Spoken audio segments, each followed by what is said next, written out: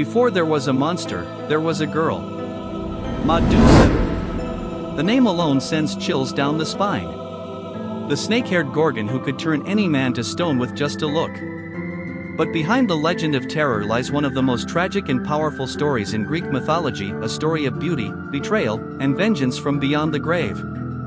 Today, we're diving deep into the real story of Medusa, from her origins as a mortal girl, to her cursed transformation, to the hero who finally faced her. Medusa was not always a monster. She was one of three sisters known as the Gorgons, but unlike her immortal siblings, she was mortal and stunningly beautiful.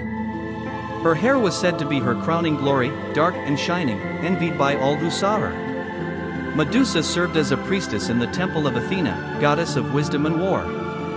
Life was simple, devoted to prayer and ritual, until the sea god Poseidon laid eyes on her. Poseidon desired Medusa, and one night, inside the sacred temple of Athena, he claimed her. In some versions, it is seduction. In others, it is far darker and assault. Either way, the holy temple was defiled, and when Athena discovered what had happened, she was furious. But instead of punishing Poseidon, a fellow god, she turned her wrath on Medusa.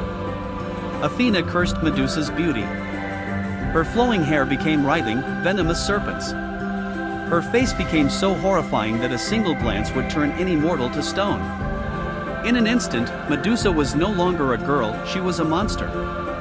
Banished from society, she fled to a desolate island at the edge of the world. But Medusa was not weak. Hunters came to slay her, but she turned them all to stone. Her cave became a forest of statues, a grim warning to anyone who dared approach. Years later, a young hero named Perseus was sent on a seemingly impossible quest. Bring back the head of Medusa. It was a trick. King Polydectes wanted Perseus gone. But the gods had other plans. Athena gave Perseus a polished shield, a mirror he could use to face Medusa without meeting her gaze. Hermes gave him a sword sharp enough to pierce her neck.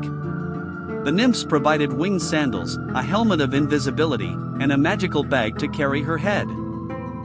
Under the cover of night, Perseus entered Medusa's cave. Her sisters, the immortal Gorgons, slept nearby, but Perseus crept forward, eyes fixed on the reflection in his shield. Medusa stirred. The snakes hissed. But before she could rise, Perseus struck one swift blow and her head fell. From her blood sprang two incredible beings. Pegasus, the winged horse, and Chrysaor, a golden-sword warrior. Even in death, Medusa's head retained its power to turn enemies to stone. Perseus used it to defeat his foes, then presented it to Athena, who placed it on her shield, the aegis, as a symbol of protection. Medusa is remembered as a monster, but her story is much more complex.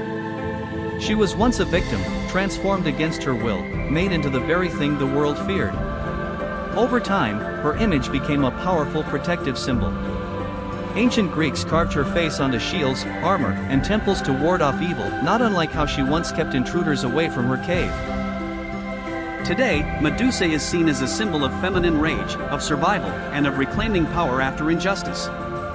She was not just a monster, she was a woman who became unstoppable. So next time you hear the name Medusa, remember this: she was more than a myth, more than a monster. She was a girl who was wronged, and whose power lived on long after her death.